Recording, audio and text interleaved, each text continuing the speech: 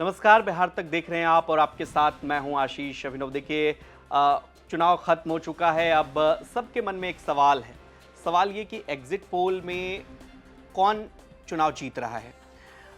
Exit poll हम आपको बताएंगे, लेकिन उससे पहले आपको ये बता दें कि 243 विधानसभा सीटों का एग्जिट पोल बिहार तक के पास है और बिहार तक ने चुनावी कवरेज में हर सीट को करीब करीब छूने की कोशिश की। वहां पर हमारे संवाददाता गए, लोगों से बातचीत की, पब्लिक ओपिनियंस आए और लोगों की राय के आधार पर एक एग्जिट पोल तैयार हुआ है। चुनाव चूंकि खत्म हो चुका है, दिलचस्पी लोगों को इस बात को लेकर के है कि आखिर इस सीट पर जीतेगा कौन। इसी कड़ी में हम बात कर ले रहे हैं सारण जिले के सोनपुर सीट के बारे में। सोनपुर से चूंकि विनय सिंह जो बीजेपी के टिकट पर चुनाव लड़ रहे हैं, रामानुज यादव काफी चर्चा होती है, विधानसभा में भी खूब हमला बोलते थे नीतीश कुमार पर जब नीतीश कुमार इधर से उधर आए।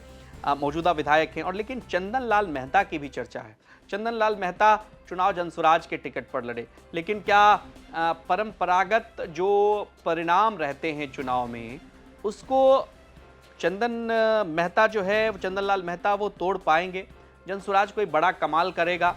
अभी तक के रुझान जो अलग अलग जगहों से आपने देखे होंगे वोटिंग के बाद, उसमें जनसुराज कोई बड़ा कमाल करता नहीं दिख रहा है। तो ऐसे में मुकाबला जो है, लोग एक बार फिर से कह रहे हैं कि बीजेपी वर्सेस यहाँ पर जो है आरजेडी का है, यानी कि रामानुज यादव और विनय सिंह के बीच का मुकाबला है। लेकिन अब बिहार तक के एग्जिट पोल की बात कर लेते हैं, जिसका आपको इंतजार है कि एज किसको है। तो जी हाँ, एज यहाँ पर ये सीट रामानुज यादव इस बार लूज करते नजर आ रहे हैं।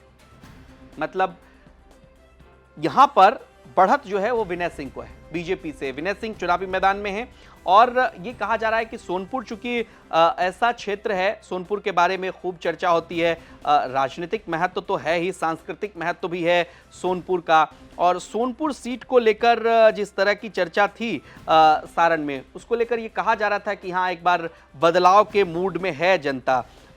इस बार देखिए जरा अगर पिछले चुनाव में देखें, जो जीत का अंतर था वो 6,686 वोटों का ही था। तो फासला कोई ज़्यादा नहीं है। अगर जनसुराज ने आरजेडी को नुकसान पहुंचा दिया, वोट काट लिया, तो यहाँ पर बीजेपी को एज मिल सकता है। लेकिन चूंकि कम अंतर वाली सीटों पर फाइट बड़ा दिलचस्प है। भले एज है, ये एग्जिट पोल ही है। एग्जिट पोल के बाद जब परिणाम आएंगे तो उसमें पता चल जाएगा कि कौन से उम्मीदवार कहां खड़े थे। लेकिन ये बात जरूर है कि जिस तरीके से यहां पर बीजेपी ने इस बार चुनाव लड़ा, एज जरूर है। लेकिन चुनाव के समय में बहुत सारे मतदाता ऐसे होते हैं जो अपनी बात बताते नहीं हैं, उनके मन में बहुत सारी चीज़ें रहती हैं और वोटिंग के दिन वो सिर्फ ईवीएम में मत का प्रयोग करते हैं और चुपचाप शांति से बैठ जाते हैं। तो देखना होगा कि क्या वो जो एक तरह से कहते हैं ना, जिसको बिहार की भाषा में अगर समझे तो चुप्पा वोटर, उन्होंने किसको वोट किया, इस पर भी बहुत सारी चीज़ें निर्भर करती है। बहरहाल एज यहाँ पर विनय सिंह को मिलता हुआ दिख रहा है। 243 सीटों का एग्जिट पोल आप देखिए सिर्फ और सिर्फ बिहार तक। नमस्कार।